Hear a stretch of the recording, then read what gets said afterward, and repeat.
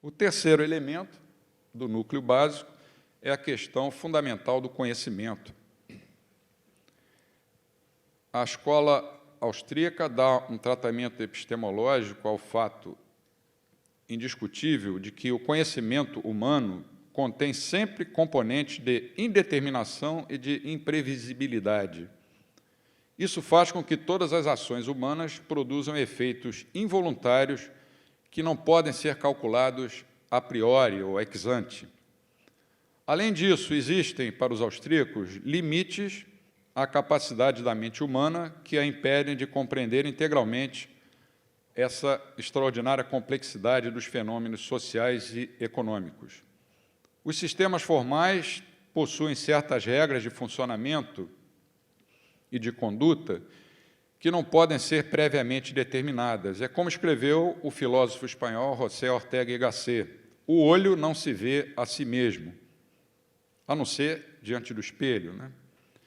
Como não é possível quantificar todo o nosso conhecimento, a escola austríaca não analisa os mercados como a mainstream o faz, como estados de equilíbrio, mas como processos ou procedimentos de descoberta e de articulação de conhecimentos que, normalmente, na economia do mundo real, permanecem calados, silenciosos, escondidos, espalhados e desarticulados, à espera de quê? Da inteligência humana subjetiva, exatamente para despertá-los, exibi-los, organizá-los e articulá-los. Essa terceira hipótese nucleica, né, do núcleo da escola austríaca, para diversos estudiosos de epistemologia, seria a mais importante. No entanto, preferimos, ao longo do livro, considerá-la em pé de igualdade com as duas primeiras, porque acreditamos que assim fica mais fácil destacar as interações e a interdependência que existem entre as três. Esse núcleo básico da escola austríaca é tão importante que nos permite definir a economia como ação humana nos mercados ao longo do tempo, sob condições de incerteza genuína. Passando aos elementos de propagação. O primeiro é o conceito de utilidade marginal, que não é exclusivo, né, como sabemos, da escola austríaca. Esse conceito foi a resposta correta encontrada no ano de 1871, isoladamente por 3 economistas, à chamada questão do valor, que vinha desafiando todos os que se interessavam pela ciência econômica desde São Tomás, ainda no século XIII.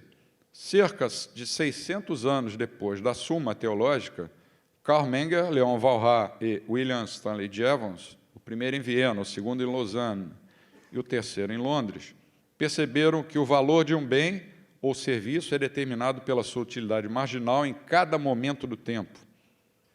Isso quer dizer que o valor depende de uma combinação simultânea de utilidade e escassez. Mas, embora o conceito tenha sido introduzido na teoria econômica pelos 3, cada um deles o trabalhou individualmente, segundo sua própria convicção. Menger, o pai da escola austríaca, adotou uma postura subjetivista. Walras, que é o precursor da chamada escola de equilíbrio geral, e Marshall, o pai da escola de equilíbrio parcial, deram um tratamento matemático, porque o conceito de unidades marginais ou adicionais de bens e serviços se encaixava perfeitamente no aparato do cálculo diferencial. Então, para os austríacos, o princípio da utilidade marginal, ação, tempo dinâmico e o subjetivismo são inseparáveis. O segundo elemento de propagação é o subjetivismo, que na escola austríaca não se limita à teoria subjetiva do valor, ou a uma percepção de que as teorias que lidam com o campo humano seriam pessoais e, portanto, não sujeitas a testes. O subjetivismo austríaco ele se refere a uma pressuposição básica, a de que o conteúdo da mente humana e, portanto, os processos de tomada de decisão que caracterizam as nossas escolhas ou ações não são determinados rigidamente por eventos externos. Assim, o subjetivismo enfatiza a criatividade e a autonomia das escolhas individuais. e, por conta disso, subordina-se ao individualismo metodológico, aquela concepção de que os resultados do mercado podem ser explicados em termos dos atos de escolha individuais. Para os austríacos, a teoria econômica deve considerar prioritariamente um emaranhado de fatores que explicam as escolhas e não limitar-se a simples interações entre variáveis objetivas. Então, o subjetivismo analisa a ação humana levando em conta que essa ação se dá sempre sob condições de incerteza genuína, ou seja, não mensurável estatisticamente, e também que ela necessariamente acontece ao longo do tempo dinâmico. Quando um agente escolhe um curso de ação, os resultados da sua escolha vão depender dos cursos de ação executadas e a serem potencialmente executadas por outros indivíduos. Ora, prevalecendo a autonomia nas decisões individuais, isso simplesmente quer dizer que o futuro ele não apenas não é conhecido, mas ele não pode ser conhecido e nem ser aprendido. O terceiro elemento de propagação são as ordens espontâneas, aquelas classes intermediárias de fenômenos específicos da praxeologia. São, por assim dizer, instituições que se situam entre o instinto e a razão, resultantes da ação humana, mas não da execução de qualquer desígnio humano. Com efeito, para os pensadores da Grécia Antiga, havia dois tipos de fenômenos, correspondentes aos termos introduzidos pelos sofistas do século V a.C., physei, que significa por natureza, e thesei, que significa por decisão deliberada.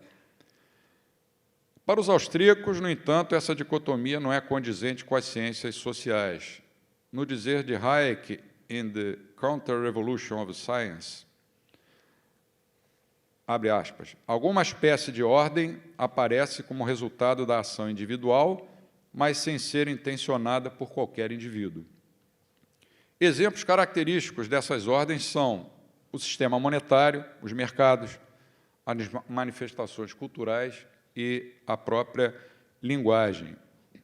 A economia do mundo real, desde que os homens descobriram que poderiam obter ganhos com o processo de trocas até os dias de hoje, é uma grande ordem espontânea, semelhante ao universo, em que há permanentemente forças em expansão e em contração, razão pela qual os austríacos costumam denominar a economia de mercado de uma palavra que eu acho feia, mas cataláctica ou cataláxia. Podemos passar, então, para o primeiro campo, que é a filosofia política.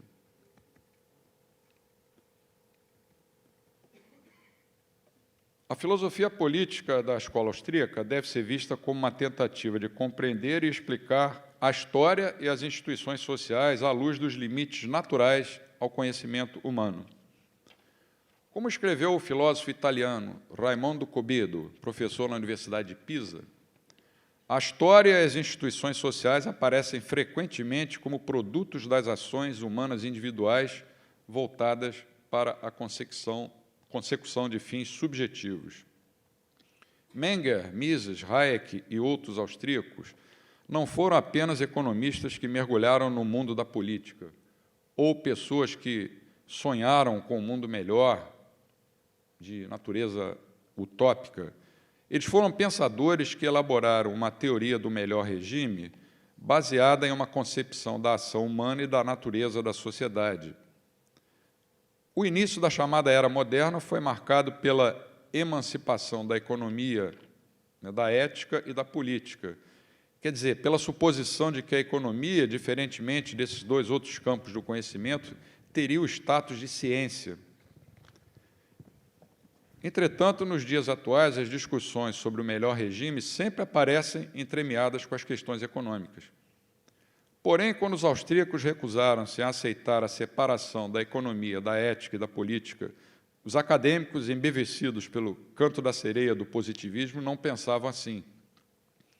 Quando os austríacos publicaram suas críticas ao socialismo, advertindo que a sua adoção acabaria gerando o caos ou a tirania, precisamente porque jamais seria possível conciliar planejamento com liberdade, eles eram como que vozes solitárias clamando no deserto, como São João Batista, né? Naquela primeira metade do século XX, havia uma crença geral de que os perigos do socialismo, já apontados pelos austríacos, simplesmente não existiam, que as críticas dos austríacos tinham apenas motivações ideológicas e que embutiam uma visão errada dos mecanismos que proporcionam o crescimento das economias. E é espantoso que ainda hoje, depois do retumbante fracasso de todas as experiências socialistas, ainda haja predominância nas academias, no mundo inteiro, de intelectuais que simpatizam com o socialismo. Infelizmente, há olhos que vão muito além da frase de Ortega y Gasset, porque esses olhos se recusam simplesmente a enxergar, mesmo diante do espelho. O Brasil que o diga, e a América Latina, em geral, dos nossos dias. A filosofia política não é uma forma de ideologia e não pode ser reduzida a um mero conhecimento da história, nem é uma expressão simples de uma tal luta de classes.